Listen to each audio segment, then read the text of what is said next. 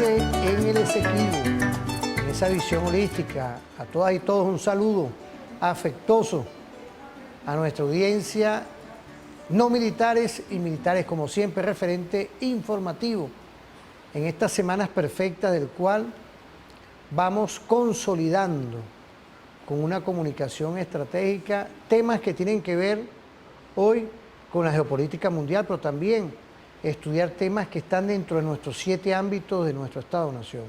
Ámbitos que están en la Constitución de la República Bolivariana de Venezuela. Cuando tú ves el título séptimo del artículo 326, ya uno ve la corresponsabilidad que tenemos todas y todos, los que habitan y los que nacimos aquí, en función de estos 7 ámbitos. Y no podía faltar hoy que estemos trabajando temas como lo es imperialismo, petróleo y profecía.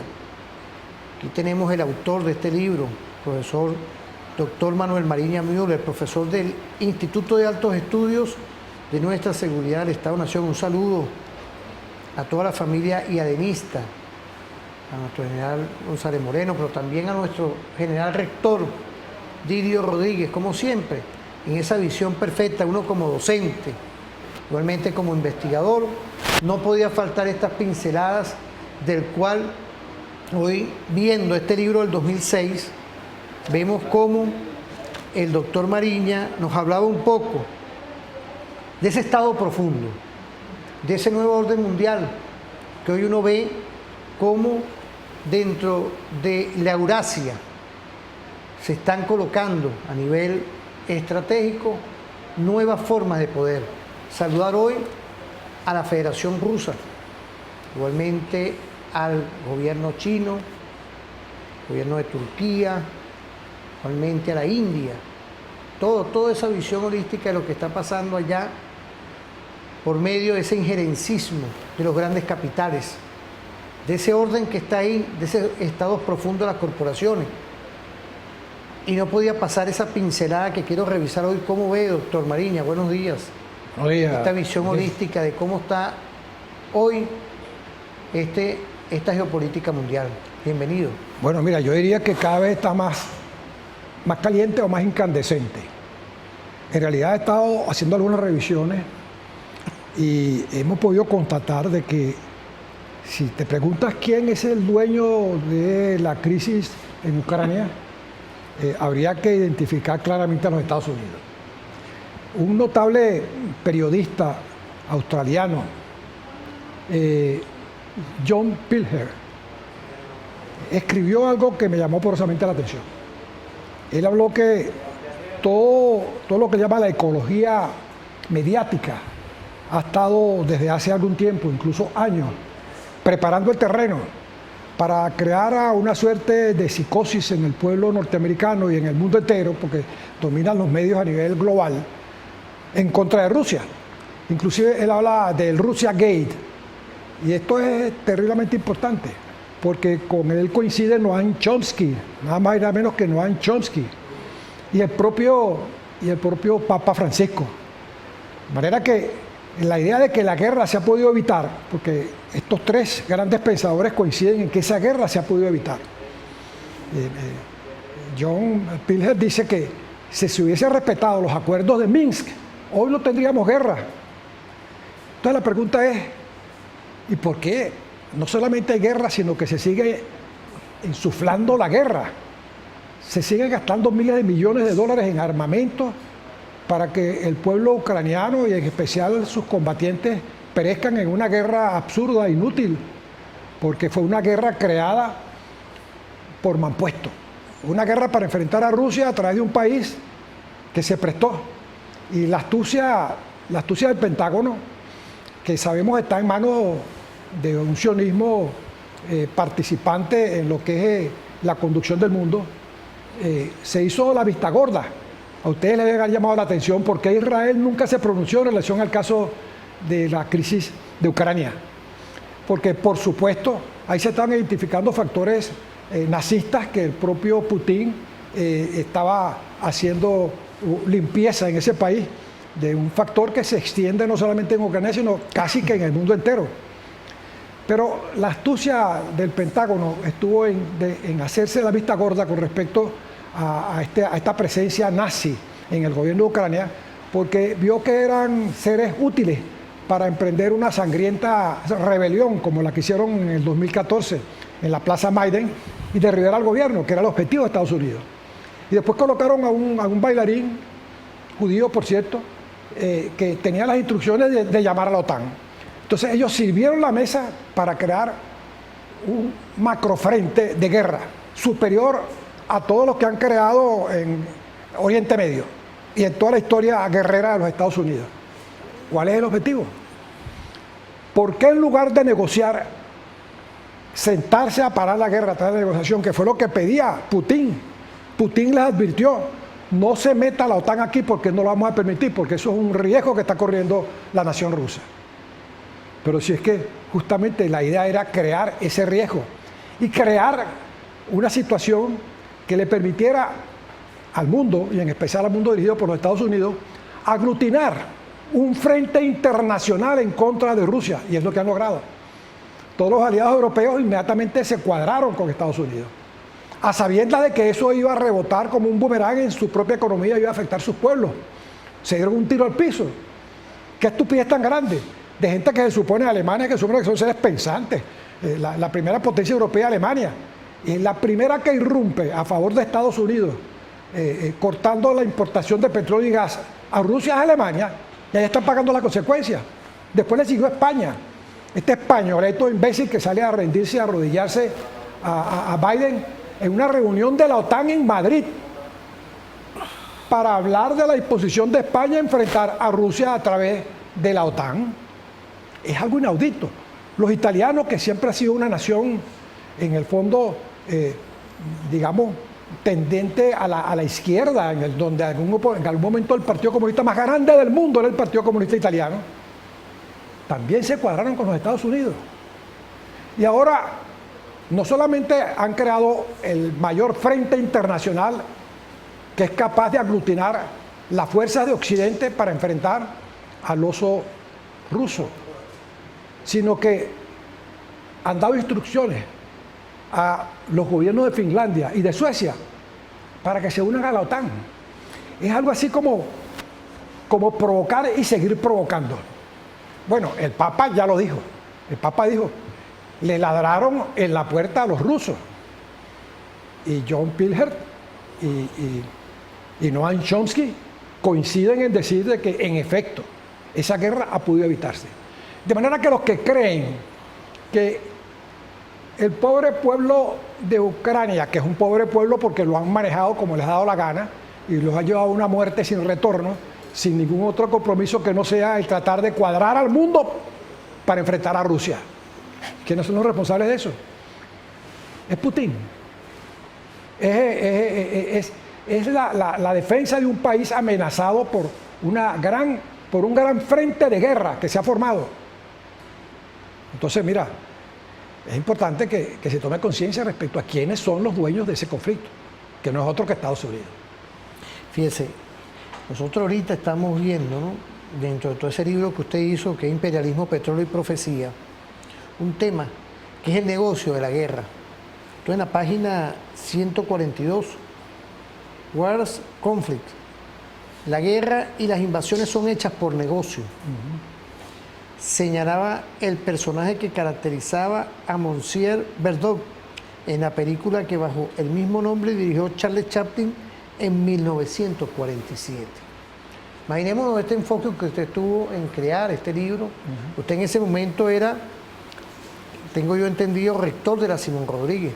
Sí. Cuando hizo este enfoque, este trabajo, ¿no? Hoy, en esta visión, en esta fórmula que estamos viendo, que estamos estudiando, pareciera que el negocio de la guerra es parte de todo esto que está ocurriendo allá en la Eurasia y en Europa. Correcto, mira. Hay algo que todos conocen con el nombre del Pentágono, una gigantesca edificación de donde hay miles de personas trabajando para sustentar y promover a eso que se llama el imperio norteamericano. Ellos nos están chupando el dedo. no solo el negocio, no solo la guerra es un negocio para los productores de armas, fundamentalmente la Lockheed Martin, una de las empresas transnacionales más grandes en la producción de armas, sino además porque hay una trastienda absolutamente política. ¿Y por qué creen ustedes que el dólar se igualó al euro? ¿Y por qué creen ustedes que a Estados Unidos les interesa doblegar económicamente a sus aliados europeos? Los muy idiotas se dejan doblegar y llevar a sus pueblos a la desesperación por seguir a un líder. Claro, ese líder es el dueño de la economía europea y por eso lo siguen. No se olviden ustedes que hace más de 200 años hubo un movimiento encabezado por un caballero llamado Rothschild, Meyer Amschel Rothschild, que se apoderaron de los bancos centrales de la mayoría de los países europeos y después pasaron a los Estados Unidos y se apoderaron del Banco de la Reserva Federal, que es un banco central que emite los dólares en Estados Unidos. Desde ese momento, el que crea que ese poder financiero que en aquella época, incluso más atrás, decidía quién podía hacer la guerra, quién podía parar una guerra, quién podía aprobar un préstamo o negarlo. Quien crea que ese poder se perdió está equivocado. Cambian los presidentes, cambian los políticos, pero el poder financiero del planeta se mantuvo no solamente intacto, sino que creció. Y ese poder financiero que se esparció por Europa y parte de Asia y de los Estados Unidos es el Estado profundo. De manera que cuando los países europeos se cuadran con Estados Unidos, quienes están cuadrando es la oligarquía financiera de los Rothschild. Es la oligarquía que ha estado frente al destino de la humanidad desde hace más de 200 años. Y los pobres pueblos europeos, de países supuestamente de un nivel intelectual y cultural alto, no logran superar esa situación. Ni lo podrán lograr a menos que no produzcan una revolución contundente y acaben con esa dirigencia financiera vendida a los Estados Unidos. El propio Estados Unidos está vendido a esa dirigencia financiera. John Biden está vendido a esa dirigencia financiera. De manera que es un poder detrás del poder quien decide si habrá o no habrá guerra, basado en una propuesta malthusiana de que el mundo es incapaz de sostener a la población que tendrá en el 2030-2040. Y a partir de ahí dicen, hay que hacer como hacen los animales. Cuando se reproducen demasiado entre ellos se fagocitan para poder sobrevivir. Entonces dicen, bueno, los seres humanos también son animales, tienen que fagocitarse unos con otros para que no se pierda la humanidad. Entonces, bajo unas poderosas y tremendas y perversas posturas, están conduciendo al mundo a un enfrentamiento impredecible. Y es impredecible porque el día que a alguien se le ocurra utilizar un arma nuclear, va a tener una respuesta contundente de Rusia porque los rusos nos están chupando el dedo. De manera que esa es la situación. Hay un panorama realmente crítico para el cual incluso yo creo que deberíamos prepararnos. Nosotros tenemos, Constantino, una situación que lamentablemente producto de la guerra está favoreciendo el precio del petróleo. Nosotros somos un país petrolero y desde luego nos favorece a nosotros. Hay una suerte de apertura.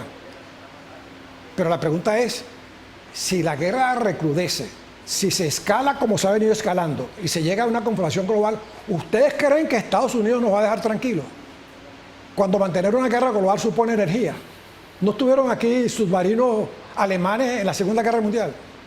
Tan lejos de Alemania. Estados Unidos, que está tan cerca, ¿ustedes creen que nos van a dejar tranquilos? ¿O van a tomar todos nuestros campos petroleros y al país en su conjunto? Entonces yo creo que hay que prepararse para eso. Mi llamado es a que debemos prepararnos. Es decir, el gobierno debe tomar las medidas que correspondan, no solo en una situación de una bonanza económica como la que estamos viendo, abriendo puertas, etcétera, etcétera, sino prepararse para la guerra sin que exista la guerra. Porque si no va a ocurrir como el cuento de los tres cochinitos. Era el tres cochinitos. Que el lobo venía, no, el lobo viene y no llegaba el lobo, el lobo viene y no llegaba el lobo. Cuando llegó el lobo empezó a soplar y les tumbó el rancho que cada uno había hecho, pero hubo un cochinito inteligente que construyó un rancho con bloques de cemento y pudo sobrevivir. Entonces, el hecho de que se diga que no hay posibilidad de que nos invadan porque ya una misión de Biden vino a hablar con el presidente, eso significa reconocer al presidente. Y el presidente de Francia dijo que hay que suspender todas las limitaciones que tiene Venezuela para exportar petróleo. ¿Eso significa que vamos a tener un futuro en lo inmediato feliz? ¿O estamos todavía entre la espada y la pared con respecto a la posibilidad de una guerra global? Fíjese, doctor, vamos a ir a una pausa. Vamos a ir a una pausa porque yo quería también venir entre todo este tablero. Usted ya adelantó el tema de lo atractivo que es la Venezuela de hoy, porque somos un país petrolero. Pero también yo quería tocar un tema de lo que representa esta operación militar contra el nazismo que está haciendo la Federación Rusa, porque prácticamente los análisis que vienen de toda esta acción de Ucrania después del golpe de Estado es que era una cabeza de playa de Europa para tomar o para un reacomodo con ese nuevo orden mundial, con eso que hemos hablado ahorita, que tiene que ver negocio de la guerra, es decir, un sinfín de cosas que hoy vamos a ver en el próximo segmento de lo importante, lo atractivo para la República Bolivariana de Venezuela, que es importante todo esto hoy en el tema de la inversión en nuestros 7 ámbitos, porque yo creo que ante todo hay que prepararnos, pero es como lo está haciendo nuestro gobierno con la producción. No depender, salirnos de esa dependencia, ese círculo que prácticamente ha durado años aquí. Pero vamos a seguir continuando hablando de todos estos temas. Estamos hablando con el doctor Manuel Mariña, vamos a ir a una pausa. Pero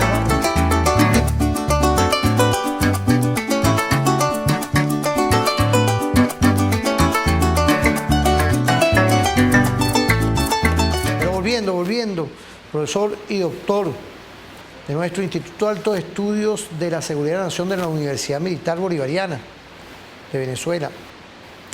¿Qué impacto o qué medidas ante todos esos impactos de todos estos conflictos mundiales, qué medidas o qué visión debería de tomar la Venezuela de hoy? La Venezuela que tenemos, un Estado social, un gobierno social, un presidente, el diálogo, presidente de la paz, un saludo a nuestro comandante y jefe y presidente constitucional de la República Bolivariana de Venezuela, Nicolás Maduro Moros. ¿Qué tendríamos que nosotros ya ir viendo, focalizando, apreciando y empezar a prepararnos? Mira, yo creo que es necesario comenzar a identificar los pros y los contras de la situación tan peligrosa que se está presentando para la paz del mundo. En el 2006, Constantino, en ese libro, yo hablaba de que la creación en el 2000 del proyecto para una nueva centuria americana era el vaticinio de lo que venía, una muerte sin retorno que significaba una agresión militar en el globo a los efectos de tomar posesión de lo que ellos consideran por la voluntad divina que les pertenece como un pueblo llamado a ejercer la paz y la autoridad y la justicia en el mundo. Porque en eso se han movido ellos con todas las guerras, diciendo yo llevo la guerra es para llevar la justicia, para llevar la democracia, para llevar la paz. Y han hecho, ya se conocen infinidad de guerras. Han matado a más de 2 millones de personas solamente entre el 2000 y el 2020. Es un hecho increíble. Y entonces tienen el tupé de llamar a Putin un dictador, un sanguinario, un matagente, y no se dan cuenta que solamente en Irak liquidaron a más de 1.300.000 personas, solamente en un solo país, Irak. Bueno, fíjate, yo señalaba eso ahí, pero por supuesto 2004, dirían, ese profesor Mariña está chiflado, porque inclusive yo sometí a la consideración las cosas que voy a decir ahora en respecto a qué hacer en caso de un eventual ataque, que como sabemos, difícilmente hoy en día, bajo las condiciones del desarrollo tecnológico en la industria bélica, los ataques son cuerpo a cuerpo. Se dan, por supuesto, con armas muy sofisticadas, pero fundamentalmente es el uso de un mecanismo de guerra teledirigida, misiles y drones, lo cual significa que la idea de bombardear a una ciudad, a un país para tomarlo, está en primer lugar. Y si la idea para bombardear es algo que está en primer lugar dentro de un esquema bélico de carácter invasivo, bueno, veamos las fotografías de qué quedó en las ciudades sometidas al bombardeo de Estados Unidos en Irak, en Siria, en Libia, totalmente destruidas, millones de seres humanos pierden la vida, fundamentalmente civiles. Entonces, frente a ese paisaje siniestro, ¿es que acaso si nos invaden no van a utilizar ningún dron, ningún misil, ni nada que se le parezca para acabar con nuestra honrosa Fuerza Armada y nuestros ejércitos libertadores? Lo van a hacer. Y el pueblo, por supuesto, tiene que estar preparado para defender la patria, que es lo que ocurrirá en caso de una invasión. Pero entonces yo planteaba la idea, que no me parece exagerada, tal vez en aquel momento dirían, ese profesor María está chiflado, porque está hablando de cosas que no van a ocurrir. Pero lo que estamos viendo, el panorama que estamos viendo, es un panorama de guerra factible y de guerra global factible y tal vez de guerra nuclear. Aquí los agoreros maltusianos hablan de que es necesario reducir la población en más de 2.000 millones de personas para que la humanidad pueda seguir prosperando, porque el mundo no puede mantener a tanta gente. De manera que si hay una guerra global, con toda seguridad, los creadores de la guerra, que vienen no solamente auspiciando una despoblación, sino rebuznando frente a lo que es la existencia humana, van a tomar medidas que suponen el uso de armas nucleares. Entonces la pregunta es, ustedes saben que en Israel no hay nadie que vive en un edificio o en una casa que tenga un refugio nuclear. Ustedes saben que Suiza, un país que no suena en épocas de guerra, epicentro financiero también del planeta, ahí no se construye una casa o un edificio que no tenga un refugio de lo que ellos llaman shelter. Un shelter, un refugio nuclear. Nuclear shelter. ¿Y dónde están los nuclear shelters nuestros? ¿Dónde está una política de desconcentración de la población exuberante que hoy en día existe en las grandes capitales del país? Cuando tenemos buena parte del país donde hay agua, donde hay tierra fértil, donde hay condiciones para la vida totalmente despobladas. Sí, profesor, significa que hoy con esta gran inversión que viene en el tema petrolero, que estamos empezando a recuperar, habría que invertir en servicios públicos, habría que invertir igualmente en el tema productivo, alimentos, y también en nuevos espacios de hábitat. Fíjense la palabra que estamos hablando, de hábitat. ¿Por qué? Porque quitarnos un poco el cemento, sino el hábitat integralmente. Por eso es decir, yo recuerdo con estas palabras que estamos trabajando nada más y nada menos que la ley del plan de la patria. Esa visión, el ecosocialismo, la visión de la vida, inclusive la visión que hoy, ante ese nuevo orden mundial, e igualmente ese estado profundo, la Venezuela de hoy, gracias a esa providencia que nos dio el arquitecto de nuestro universo, que es nuestro Dios, que nos dio una gran cantidad de recursos minerales. ¿Para qué? Para hacer lo que quería nuestro comandante Chávez, que está vivo y seguirá vivo. Y hoy el presidente Nicolás Maduro Moros tiene esa tarea de lograr la Venezuela potencia, a pesar de las medidas coercitivas unilaterales que tenemos aún. No, por supuesto, y ahí estamos avanzando y seguiremos avanzando. Pero al lado de eso hay que tomar medidas. En época de guerra, ¿qué es lo más importante? La comida, la producción de alimentos, evitar que la gente muera de hambre. En la guerra europea había gente que se vio obligada a comerse cualquier ratón, cualquier rata que encontraba por ahí, se la peinaban y se la comían. O morían de hambre. Entonces, producir alimentos es clave, es fundamental la producción de alimentos. Y la producción de alimentos, por supuesto que hay diversas formas de lograr que en las ciudades cada quien tenga su gallinita, cada quien pueda tener algo que le permita, pero la gran producción está en el campo. Entonces, ¿por qué no crear políticas de desbloqueo de la concentración humana en las grandes ciudades y dar facilidades para que la gente pueda moverse? No necesariamente moverse en condiciones de quedarse al lado allá. Bueno, puede tener su casa aquí, pero tener algo en donde a la hora de una situación de emergencia poder producir comida, poder sobrevivir. Y eso solamente se logra a través de política. Entonces yo creo que el llamado debería ser a ese, tomar conciencia de que no podemos chuparnos el dedo frente al acontecer mundial. Somos un país altamente apetecible por los contendores. Y eso significa que tenemos que curarnos en salud, como dice en el lenguaje criollo. Curarnos en salud frente a lo que pudiera ocurrir. Y parte de eso significa prepararnos para lo peor. Que no se da, bueno, perfecto, muy bien. Si yo construyo un refugio nuclear en la montaña y eso después no me sirve, bueno, lo cogeré para producir jamón serrano, que a lo mejor en las montañas donde hace frío, hay las condiciones para producir jamón serrano, que está tan caro, por cierto, el jamón serrano. De manera que yo creo que sí. Hay que comenzar a pensar, no pensar con la mente asustada por la tragedia, no. Por la mente ganada por el éxito, por el desarrollo, por el triunfo, por la patria grande, pero dejando un espacio pequeño para prever cualquier situación indeseable. Me gustó una palabra ahí, desarrollo, que yo creo que hoy no nos podemos caer aquí, y siento que muchos de los mensajes que nos llegan, que la gente como que ha agarrado una madurez con el tema de las medidas coercitivas unilaterales, los actores criminales, porque son criminales todos los que levantaron esa manito cuando estaban en la Asamblea Nacional anterior, porque estaban prácticamente configurando un holocausto para todas y todos los que vivimos aquí. Y estamos todavía pagando esas consecuencias, ¿no? Con el tema del salario, con todos esos temas, con estas medidas coercitivas unilaterales, pero el desarrollo.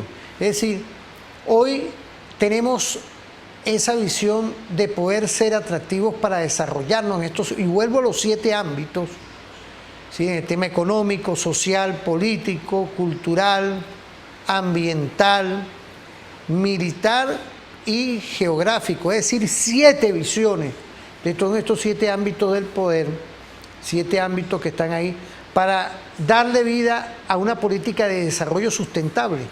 Mira, Venezuela vive en usted es un estudioso del tema de la... Estoy hablando de un proyecto que tengo, porque sabe que me tengo pensado lanzarlo como candidato a rector de la UCB. Entonces tengo un proyecto que, si llego a ser favorecido, lo voy a auspiciar desde la UCB. Le voy a hablar de eso ahora porque es un proyecto que yo considero, lo identifico como un nuevo paradigma en el campo de la educación y bajo la idea precisamente del desarrollo que tú estás hablando. Yo creo que hay 2 cosas en las cuales hay que poner mucha atención. A partir de que tenemos un país con todas las posibilidades para el desarrollo. Una de esas cosas es la regulación.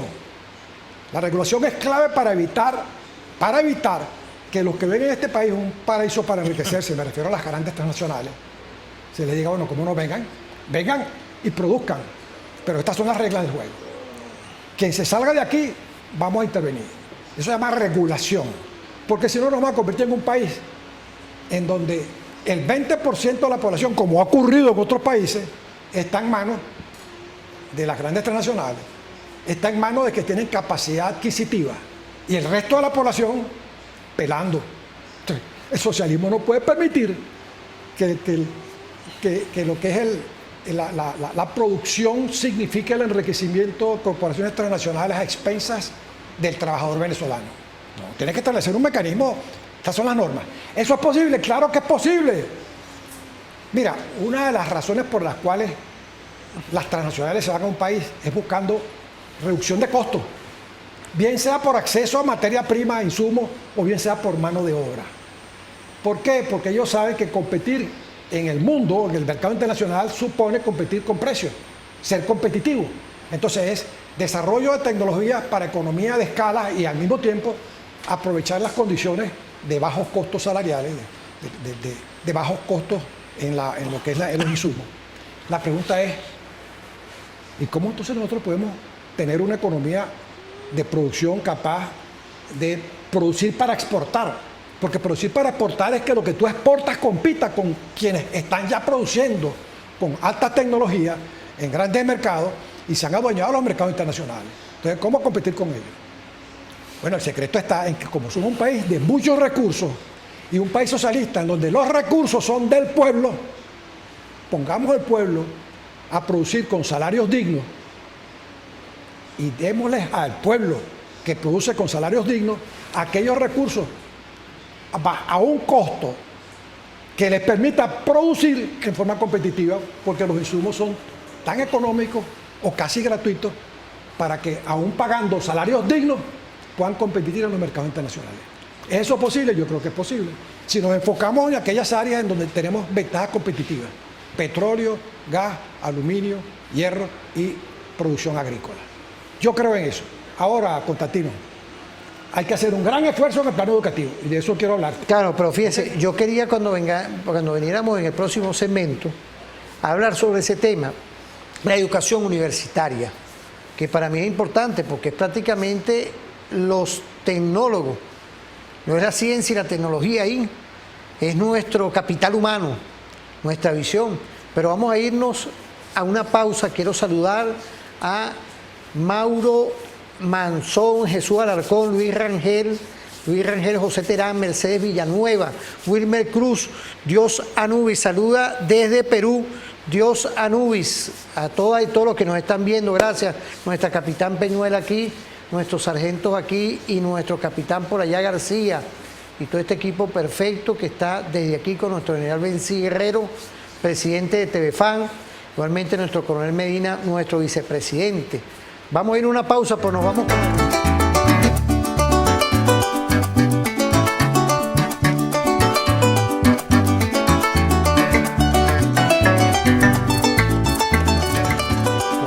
Volvemos en esta fórmula perfecta. Es hacer televisión como cañón comunicacional por la paz, que es importante. Hoy retos del día a día. Uno como docente, como investigador estratégico en seguridad de la nación, tratamos siempre en esa visión de construir una comunicación dentro de una fórmula que está en nuestra Constitución. Como siempre lo reafirmamos y lo soportamos. Aquí está esta hoja de ruta. En esta es la que hoy debemos transitar todas y todos. Ahora, profesor, dentro de todo esto está el Estado social, las universidades. Usted fue rector de la Universidad Simón Rodríguez, cuando estaba nuestro comandante Chávez activo. ¿Qué pertinencia podemos tener hoy de lo que es una universidad, un nuevo rumbo? Usted está aspirando y desde aquí, como siempre, lo hemos estado apoyando hacia lo que es las elecciones del rectorado de la Universidad Central de Venezuela, usted como docente titular, y un sinfín de logros académicos, postdoctor, todo esto. ¿Qué lectura tiene hoy para nuestra y nuestros universitarios en esa visión compleja que tenemos hoy en nuestro país con las medidas coercitivas unilaterales? Mira, yo creo que hay que pensar en una nueva universidad. Me refiero en un nuevo paradigma con dos grandes polos, el polo social y el polo económico. Los dos hay que llevarlo en forma equilibrada. El desarrollo de lo humano, el desarrollo de lo social en términos de la formación que las facultades de la Universidad Central hacen vida, es fundamental. Eso no es que se vaya a poner de lado, es que hay que motivarlo. La gente que trabaja en la Facultad de Humanidades es gente que sin duda lo está haciendo con mucho tesón, pero también con muchas dificultades. Y en el plano económico, no es solo la Facultad de Economía, donde producimos estupendos economistas, sino en lo que tiene que ver con la producción, y ahí entra entonces la Facultad de Ciencias, en términos de lo que es el manejo de la tecnología para la producción y el desarrollo tecnológico. Entonces, es muy, pero muy importante que ese cambio, que tal vez a consecuencia de lo que ha significado el impacto del coronavirus en lo que es el comportamiento rutinario o normal que venía haciéndose a lo interno de la universidad con sus estudiantes, con sus profesores, con sus autoridades, se aproveche. Y se aproveche para dar lo que yo llamo un salto cuántico.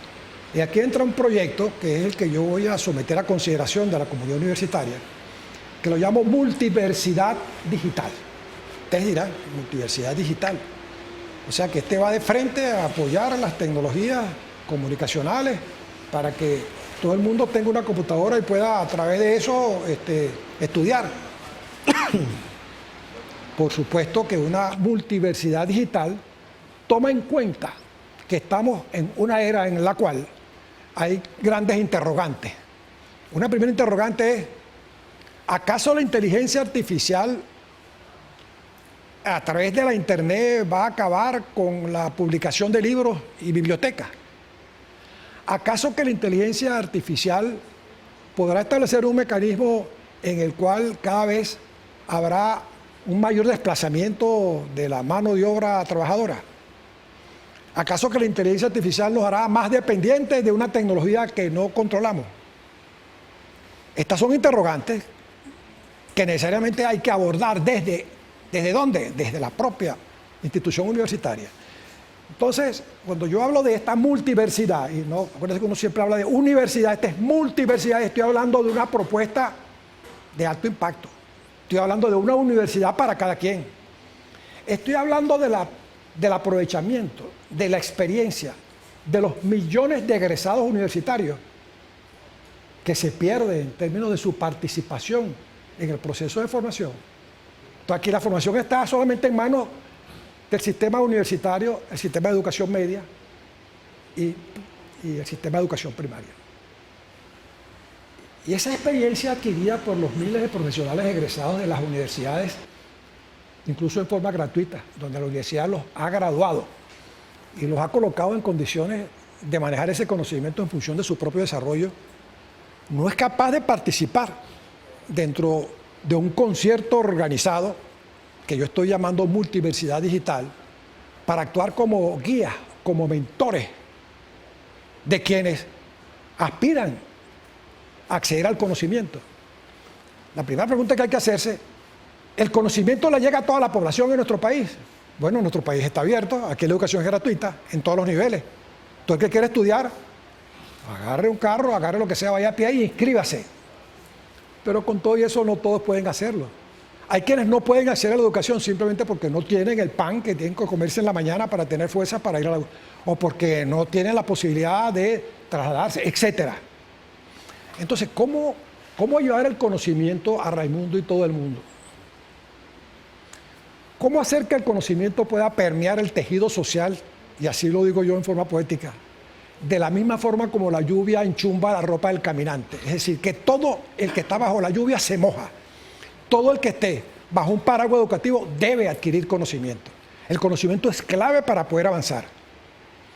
Entonces, estamos hablando de una posibilidad de establecer un mecanismo en donde podamos crear, a través del desarrollo de la inteligencia artificial, que nadie puede negar que ese es el futuro del mundo, que va a transformar radicalmente el quehacer a todos los niveles del comportamiento humano, tenemos que tomar en cuenta en qué forma podemos beneficiarnos, logrando establecer, por supuesto, las condiciones de mayor autonomía posible, y para eso hay formas de hacerlo, y es el propósito de este proyecto, que pueda establecer un mecanismo que signifique un macro repositorio de información de todo el sistema curricular, de todas las universidades del país y del mundo, que pueda estar disponible para cualquiera, donde sea y como sea.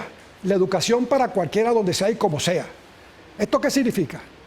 Que necesitaríamos tener no solamente la capacidad de respuesta para el que quiera estudiar una carrera de las conocidas, o cualquiera de las miles de carreras que surgirían, porque usted no puede pensar que el conocimiento se agota en las 48 carreras que tenemos en la Universidad Central, que es la que tiene más carreras en el país. El conocimiento es tan amplio que hoy en día usted puede graduarse de experto en mangos que tienen una forma que no es redonda, sino que es cuadrada. Usted es doctor en mangos cuadrados, por poner un ejemplo.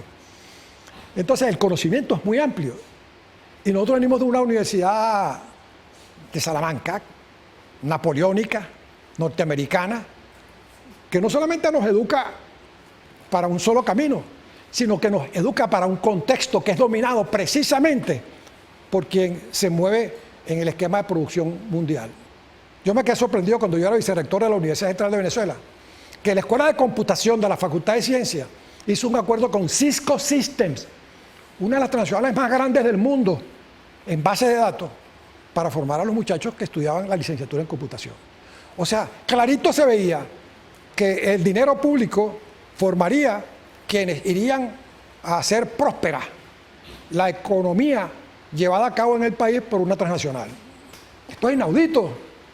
O sea, no es que nosotros vayamos a decir no podemos producir conocimiento que sirva para operar en el país, no, porque es un país tomado por tecnología extranjera. pero sí podemos decir, podemos producir conocimiento para un emprendimiento focalizado. Y aquí hablo entonces de que este proyecto va orientado a la actividad de producción, Constantino, lo que tú hablabas. ¿Cómo establecer un mecanismo que permita formar gente con apoyo desde la universidad, con la información que lo lleve a avanzar? Y hablamos de una información cognitiva. El término cognitivo significa información que proviene de la interacción del ser con el contexto. Eso es cognitivo, porque el contexto educa. Y si yo estoy en un contexto difícil, en la medida en que yo logro vencerlo, yo me educo.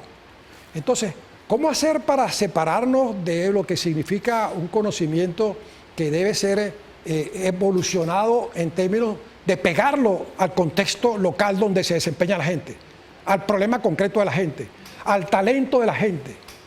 Un conocimiento pertinente, que responda no solamente al talento, sino a las aspiraciones y a las calificaciones y al momento en el cual se encuentra la persona cuando decide estudiar. Ese conocimiento es para él, entonces es un conocimiento para cada persona. Eso es un vuelco gigantesco en la educación. Eso significaría entonces que esa persona requeriría no solamente de una universidad que lo provea del conocimiento, de la información, sino también de un profesor que pueda coordinar la acción de un mentor que no es universitario, que ad honorem pueda actuar como guía de la persona o las personas que él pueda escoger para apoyarlo en su proceso de crecimiento.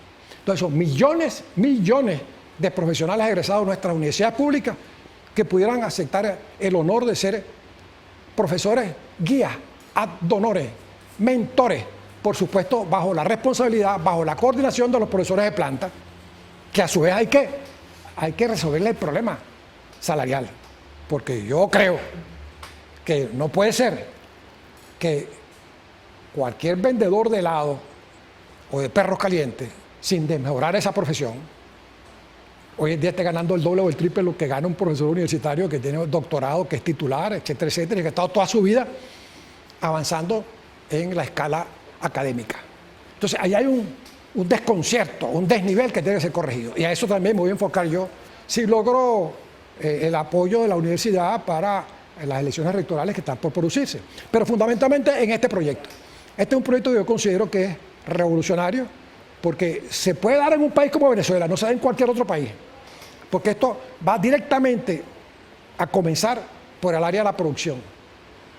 ¿Cómo apoyar el proceso de emprendimiento en términos de la universidad, con los universitarios y con los profesionales del país, a los efectos de poder establecer una dinámica en la cual la riqueza nacional, que es del pueblo, se ponga en el pueblo con salarios dignos para producir en condiciones de poder exportar, que es la única forma de lograr un desarrollo en los términos que lo han hecho otros países, y no siguiendo los lineamientos que hablan que un país desarrollado es la etapa anterior del desarrollo. No, un país subdesarrollado es la consecuencia del desarrollo de otros países. Y eso es lo que ha ocurrido en el mundo y lo que nos ha ocurrido a nosotros, que nos hemos convertido en un país muy rico, pero exportador de materias primas, y convertido en un país de economía de puertos. Eso no puede seguir. O nosotros adoptamos una dinámica distinta en materia formativa, y por eso que la educación es clave para el proceso del desarrollo del país, o seguiremos siendo un país con economía de puertos. Seguiremos, o pudiéramos llegar a ser, si no regulamos, un país en el cual las transnacionales se lo tomen de nuevo. Tomen al país como han hecho con otros países.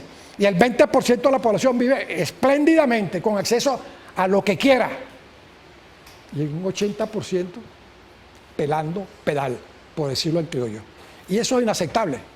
Y eso se puede establecer una política capaz de avanzar. Entonces yo pienso con esto que llamo multiversidad digital, establecer una dinámica de innovación que incorpore a millones de profesionales que tienen una experticia que puede servir ad honorem a apoyar a aquellos que necesariamente requieren de un apoyo del experto para arrancar en los ámbitos que le son propios en base a sus calificaciones desde el punto de vista del innatismo, que es otra de las cosas que yo tengo pensado desarrollar.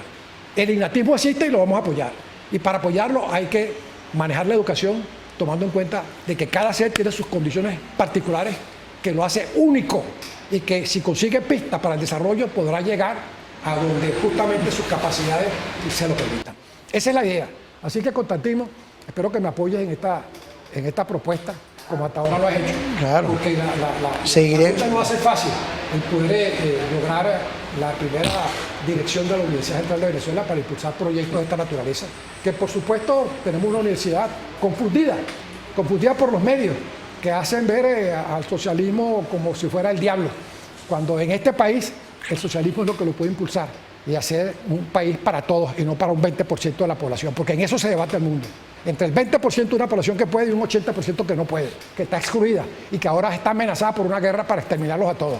Adelante. No, bueno, para mí es un honor tener usted aquí, profesor, y podrá seguir viniendo, porque estamos construyendo automáticamente lo que es los paradigmas constitucionales en educación, en todos los ámbitos, en el tema social, porque ahí están nuestras universidades.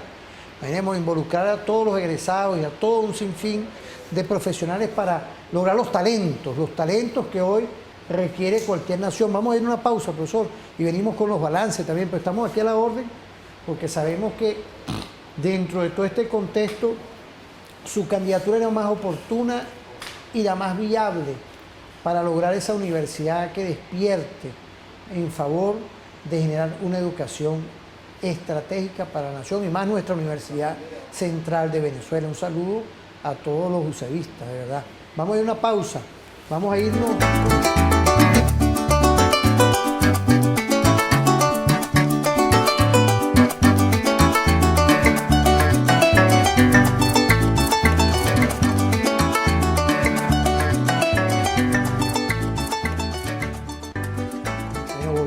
Volvemos con esta visión holística desde aquí de TVFAN, Cañón Comunicacional por la Paz.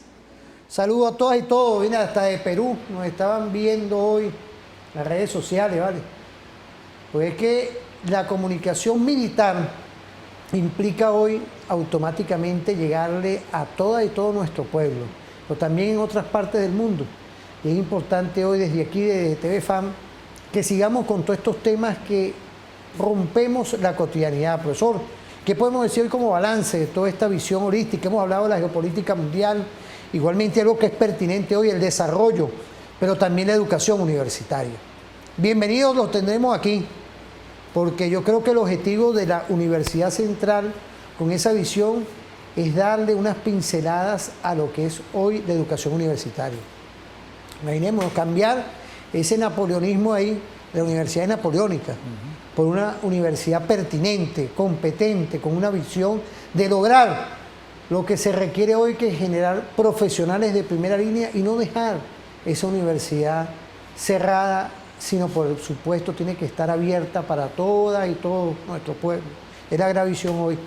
Claro, Constantino, porque es que da la impresión de que nosotros no hemos hecho otra cosa que seguirle los pasos al mundo desarrollado, que seguirle los pasos a lo que es el sistema educativo a escala mundial y decir, seremos muy buenos en la medida en que nos parezcamos a ellos. Yo me acuerdo que en la Facultad de Ingeniería, la Escuela de Petróleo, tenía un nivel que se medía a través de la visita que hacían unos expertos para darle calificación y comparar la educación de nuestros ingenieros en petróleo con los que se daban en Estados Unidos. Y entonces eso era un éxito para ellos, porque eso permitía que el que se graduaba en la ingeniería de petróleo de la central, si se iba para Estados Unidos, conseguía empleo inmediatamente. O sea que es seguir la pauta al coloniaje europeo. Eso es lo que hemos estado haciendo. Entonces, hablamos de descolonización de la educación y no nos damos cuenta que estamos sumergidos en un proceso en donde la tenemos ahí, presente en nuestras instituciones. Entonces, no es una locura pensar distinto a como piensan quienes han hasta ahora servido como el non plus ultra de la educación. No. ¿Cómo lo hacen en Alemania? ¿Cómo lo hacen en España? ¿Cómo lo hacen en Estados Unidos?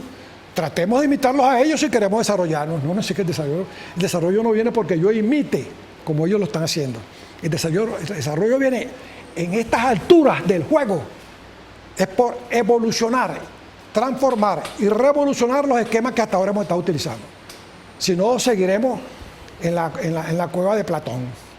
De manera que yo creo que Venezuela está en un momento histórico propicio para dar grandes saltos, con fortaleza, porque tenemos el recurso humano, tenemos el talento humano necesario.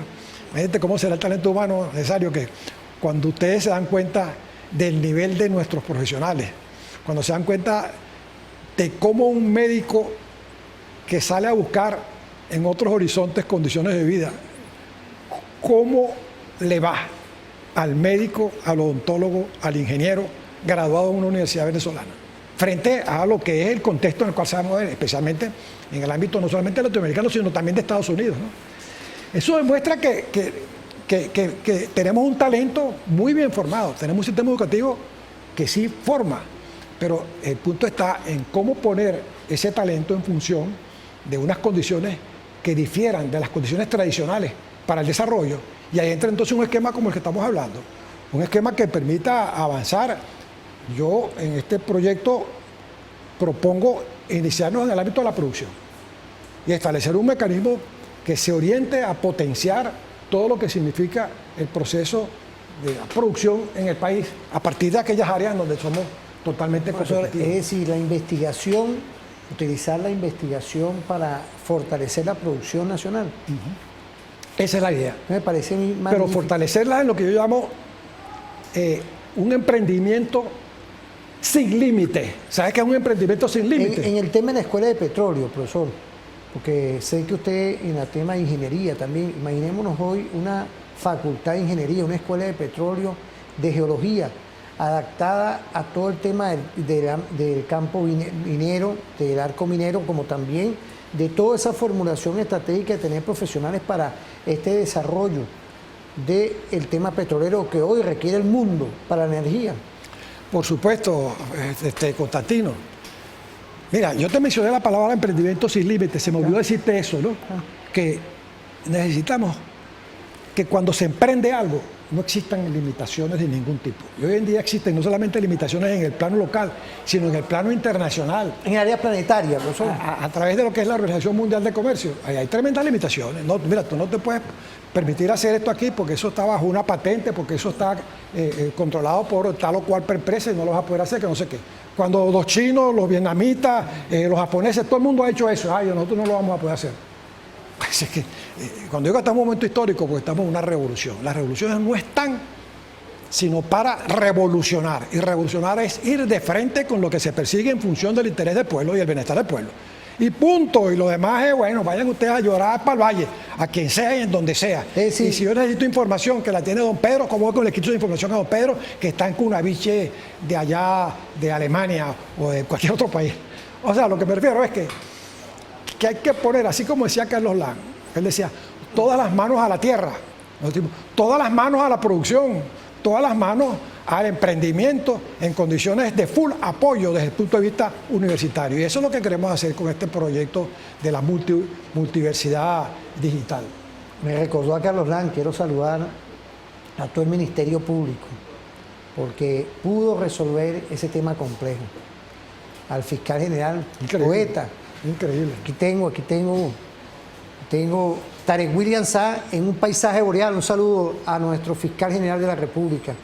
Las presiones que recibía de estos grupos, que hablar, un grupo y que paralelos ahí. Yo creo que hay que investigarlo. ¿Cómo con los elementos criminalísticos se pudo resolver ya y se está saliendo a la luz pública un poco de casos? Y me recuerdo cuando Carlos Lang hablaba de todas las manos a la siembra. Pertinente el legado que nos deja el profesor Carlos Lang. Saludar a toda su familia, a sus hijos que están uno fuera del país, a Alex y a todos esos familiares. Profesor, antes de irnos por el día de hoy, porque vamos a continuar con todos estos temas, el programa está abierto para seguir fortaleciendo una universidad pertinente. ¿Qué podemos decir en cuanto al desarrollo? Bueno, mira, el desarrollo es algo que en el país se ha venido planteando desde hace muchísimo tiempo. Estupendos economistas nuestros han hablado del desarrollo, han hablado de los mecanismos para lograr el desarrollo a través de sustitución de importaciones, el célebre plan de sustitución de importaciones que en algún momento se puso en práctica. Y en realidad no se han tocado el meollo del asunto, y el meollo del asunto tiene que estar vinculado a un proceso de regulación del comportamiento de aquellos que en el país desarrollan una determinada actividad productiva y lo hacen a partir de una tecnología que proviene de la corporación que produce en el país. Entonces, es necesario establecer un mecanismo que permita, digamos, desenlazar el entramado legal. Por eso yo hablo de un emprendimiento sin límite. Desenredar eso y ponerlo a disposición de lo que efectivamente puede llevar a un ser a emprender sin tropiezo, que es darle no solamente todo el apoyo en términos del conocimiento, en términos de los recursos, sino que legalmente tiene que estar en condiciones de avanzar, muy a pesar de que alguna ley interna o externa le diga no te puedes meter por aquí porque eso ya está arreglado para que lo maneje fulano y fulano y fulano, porque una ley que establece que es una patente que tú lo puedes... No. Hay que buscar los mecanismos que han utilizado otros países. Y yo en eso confío en que teniendo los recursos que tiene el país, es perfectamente posible con el talento nacional establecer un mecanismo de desarrollo que, comenzando por la producción y, como te dije, sin abandonar lo que es la parte social, el desarrollo de lo humano, que eso es clave, avanzar dentro de una realidad latinoamericana. La idea de la patria grande es fundamental. Claro. La idea de incorporar proyectos, digamos, multinacionales con los países amigos es también otra opción, porque permite manejarse en mercados mucho más grandes que obviamente permite utilizar lo que llama la economía de escala, que es clave en el desarrollo. Así que bueno, las condiciones están dadas. Bueno, muchas gracias, profesor, por el día de hoy. Quiero agradecerle al doctor Manuel Mariña, profesor del IAS, Instituto de Alto Estudio de la Seguridad de la Nación, investigador, docente, y ya está construyendo una candidatura que para mí es pertinente. Es ya un reto ir a la UCB por medio de las votaciones internas que deben de participar todas y todos, como lo definió, está la Ley Orgánica de Educación y todo ese tipo de temas. Saludar igualmente a todos y todos los que nos están viendo hoy. Bueno, y quiero despedirme, ¿verdad? Saludar. Por ahí tenemos el INEA. Tenemos el reporte de INEA. Bueno, pero entonces quiero saludar a Joandri Rojas, Judy 811, Smith Palma, Luis Enrique 734, Enio Delgado y Cristian Aguilar. Que pasen un feliz día, profesor, y nos vemos en otra oportunidad. Muchas gracias a todas y todos.